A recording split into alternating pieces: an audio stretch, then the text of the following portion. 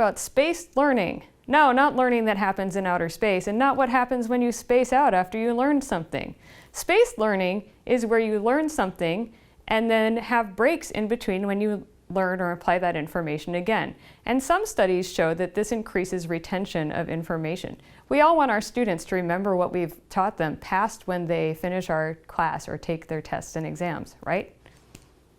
So when we're doing spaced learning, we alternate short, intensely focused periods of time where we are concentrating on the particular subject or skill that we're learning with breaks. And we do this repeatedly over increasingly long periods of time. So we might start out with our spaced learning fairly close together and then later on give more time in between the times that we revisit that topic. Within a single lesson, sometimes we might use spaced learning, having something like 3 intensive learning periods separated by 10-minute periods where you use other distraction material not related to the same learning outcome. So an example would be a 10-minute mini lecture with slides where you deliver the material pretty quickly and don't allow students to take any notes.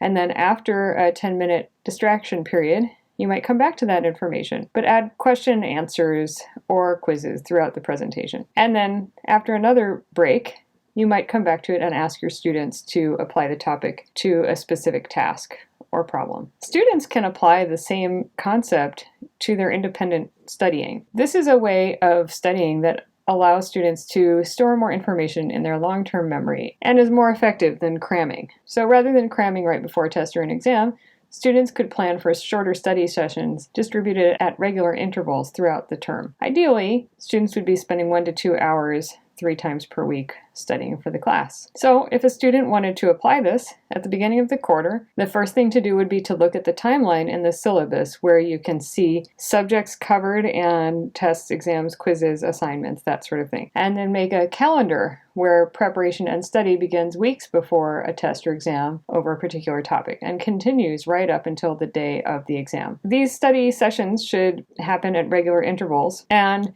the student should make sure that all materials get covered more than once. And again, this is something that you can plan in advance if your syllabi actually lists topics throughout the quarter. You want to make sure that when you're doing a study session, you return to past subjects and alternate that with new information. Sometimes it's hard to think about how you might apply this to an online course. So if you're teaching an online course, think about the following, and I'm sure you can come up with other ideas too for how you could incorporate spaced learning into your course. One thing would be to time the release of lecture videos, if you record lecture videos, or if you share other videos related to subject matter covered in your course. Of course, if you teach virtual class meetings over Zoom or some other web conferencing software, you can certainly plan your lesson the same way that was discussed earlier. You can also make sure that you repeat the same information in different contexts, for example, by assigning readings and then later videos and even later a podcast, not necessarily in that order or those particular things, of course. You can include past topics in quizzes that you assign later in the quarter or semester, create shorter modules,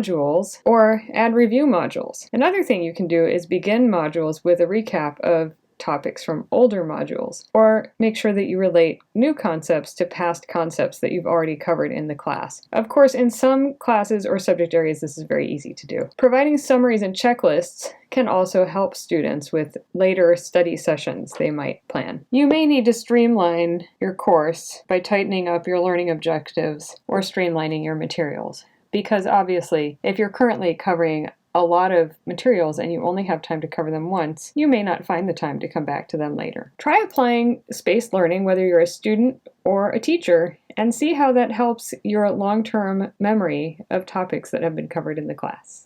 Yeah!